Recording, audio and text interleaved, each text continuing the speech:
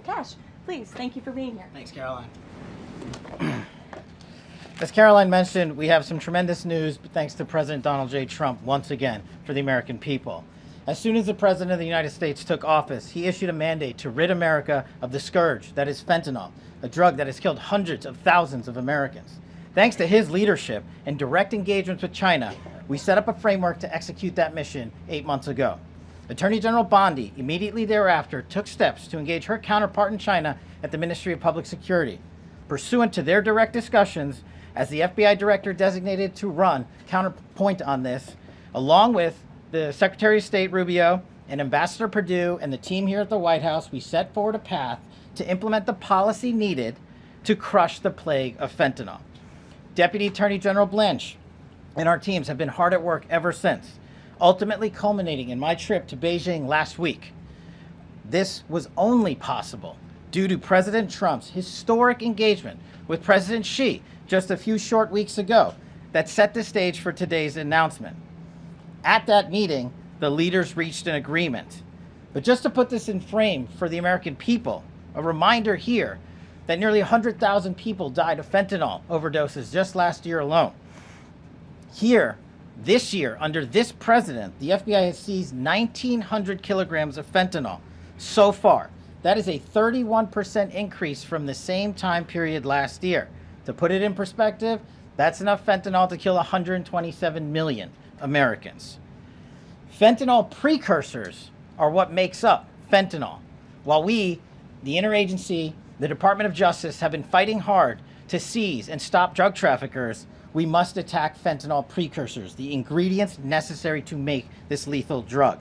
That was the sole purpose of my trip to China, to eliminate these precursors. And if successful, we would suffocate the drug trafficking organization's ability to manufacture fentanyl in places like Mexico. This was the first time an FBI director has been to China in over a decade and received the audience with his counterpart to address this matter directly. And again, thanks to President Trump's direct engagement with President Xi, the government of China committed fully to my engagement there on the ground in Beijing at a level never seen before. While at Ministry of Public Security headquarters, I met with my counterpart at MPS, where the Chinese government agreed on a plan to stop fentanyl precursors. What does that mean? The People's Republic of China has fully designated and listed all 13 precursors utilized to make fentanyl. Furthermore, they have agreed to control 7 chemical subsidiaries that are also utilized to produce this lethal drug. Effective immediately, essentially, President Trump has shut off the pipeline that creates fentanyl that kills tens of thousands of Americans.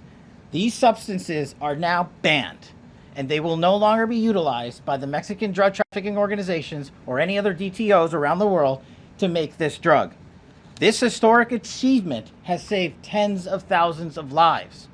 This historic achievement would not have been possible without the tremendous team of President Trump, the Attorney General, the Department of Justice, the Federal Bureau of Investigation, and Ambassador Perdue in China, whose ground-level engagements were imperative to achieving this result. This is yet another example of how President Trump defends the American people, provides security for the American people, and puts the American people first. This is a historic first-in-its-kind achievement by any president to stop the scourge of fentanyl, and it should be championed by every single American. This achievement will save lives. We are thankful for President Trump's steadfast leadership, and this FBI will fearlessly follow in his footsteps to ensure that this mission of safeguarding the American public is achieved every single day. Thank you. Thanks, Karoline. Thank you so much. Appreciate it. Okay. Thank you again, Director Patel. Before we get going, I do have one quick scheduling announcement.